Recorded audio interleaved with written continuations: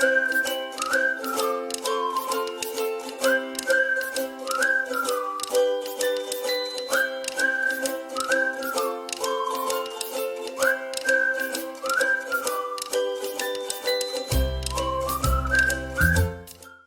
a bottom and something in between, and that's what a quilt is. And this is what it's going to look like a little bit when we get through. And right now, I'm working on the little stitches to hold the quilt together in the middle. And you can see I started right here, and I've got to here, and I've got to get to this point right up here, and then I'll take it out of this and move it, and then I got a quilt on the sides. And when I get that done, then I'll be finished. Well, the pins are holding it together while I work on it. Remember, this is a story quilt. It's about a big forest with owls, an owl family that lives in it. And this represents the sun that goes up and comes down every day. And this next row is owl ears. These are little owl ears. You see the little pointy ears? Okay, it's going to have why are some of them squares? Owl ears all around. And then this next row is the green grassy field where the owls go to find their supper. And the squares in the corner are party squares. And there's a whole story about the party squares. And I will tell you. That's where they have the birthday parties. That's where they have all kinds of parties. And I have stories in my head to tell you with a story quilt. This is just cotton that goes in the middle. It's the middle part of the sandwich that I explained. Sandwich. Oh, Nana, that's just looking beautiful. Can y'all believe she is doing all that work for our classroom? That quilt is going to go in our classroom. If I was at her house. Well, You would help I tell her, you well. what, it's a lot of work. I won't even let too. Papa help me because I want to be sure all the stitches get made a little bit right. Oh, Nana, it's It's so not beautiful. perfect. It is not perfect. Thank but you so anyway, much. I'm trying. Everything can't be perfect. Miss Crook. Let's listen. She's going to tell a story. Now that I've shown you the story quilt, it's time for Miss Crook's story. Oh, on your bottom. I've got friends that need to get on their bottom. What? Now, this story happened when Miss Crook was A baby. about 2.5. She's getting a little bit bigger. She can walk, she can talk a little bit. And she knows Can she everything. say Dad? Oh, she can say daddy now, and she say, can hey, say my mommy in this story. brother Shh, can call Blake. say Dad. Okay, Blake. Good.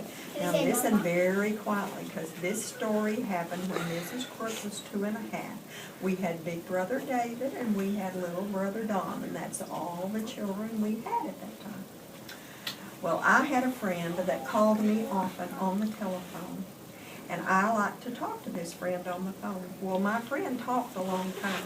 She talked and talked and talked and talked. We didn't have cell phones back then where you could talk and walk around the house. My telephone was a yellow telephone that hung on the wall, and it was just right outside the kitchen. And I would sit in the baby brother's high chair while I talked. The high chair, when you had the tray moved, was a perfect chair for me. That's what I said. And so when my friends would call me on the phone, I would sit in the high chair and I would talk on that little yellow telephone. So in your mind, imagine that I'm sitting here in this chair talking on the telephone to my friend. Her name was Linda. She had kids too, and I don't know what her kids were doing while she was talking. But I could see Big Brother David and little baby Dawn, because baby Dawn was in the playpen playing with toys. And Big Brother David was playing with toys outside. Miss Crook was playing with toys for a little while. And so I talked on the phone, and I talked and talked and talked, and my friend talked and talked and talked. And it was a long time later, and I told her, I said, you know what? I need to get off the phone and go see what my little girl is doing because I can't see her anywhere. Now, she didn't get out the door because the doors were locked. She didn't get the baby out of the playpen because the sides were too high and she couldn't get him out of this one. Besides, he was a big baby now and she couldn't carry him. You cannot imagine what that child had done. she went in the kitchen and on the bottom shelf in my cabinet, right next to where I washed the dishes, I kept this big can of old grease. And let me explain to you what grease is. When your mother fries hamburgers and there's this junk left in the pan, that's grease. Or when she fries bacon in the pan and there's junk left in the pan, that's grease. Or And french fries. and they won't let you pour it down the drain in your sink because it stops up the drain. And they won't let you throw it loose in the trash. It might start a fire. So what you do is you pour all that little grease in a can and save it until the can is full, and then you can throw the can away. So this is what I was doing with all that old grease. And I put it on the bottom shelf because it got to be kind of heavy, you know, and I couldn't put it up high. I had to put it down low because it was heavy. Well, while I was talking on the phone all that time, guess what Miss Brooke did? She tipped it over. She not only tipped it over, she pulled it out of the cabinet onto the floor, and she proceeded to play in the grease. And she put her hand in the grease, and then she put her hand in her hair, and then she rubbed it on her face, and she had grease, yucky grease all over her arms and legs, on her clothes, her good play clothes, incidentally. And she wore little tennis shoes, little yellow tennis shoes, red tennis shoes, whatever color we chose at the time. And I can't remember what color they were, probably red.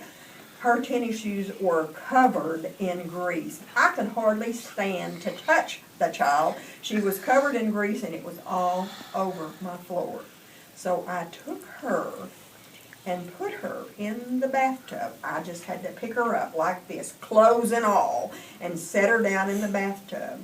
And we got a good bubble bath going, and I took all those clothes, shoes, socks, everything, took it to the washing machine, scrubbed her down, washed her hair, washed her from head to toe, told Big Brother David, do not go in the kitchen. Your sister has made a big mess in the floor, and we can't get that stuff anywhere else in the house. So after I got her tended to, put her in the playpen with little brother Don, I went into the kitchen and began to try to clean up the mess. And I scooped and I scooped and I wiped and I wiped and I took paper towels and I took everything I could find to try to clean it up. And after I got it all cleaned up, then I got soap and water and mopped the floor. But you know, that grease was so thick. Every time I would walk across that floor, I almost slid down. For weeks after that, I could feel that grease under my feet when I'd walk across that floor. Oh, I was so upset with that child that she got in that grease can. Did you like that, Miss Brooke story? Yeah.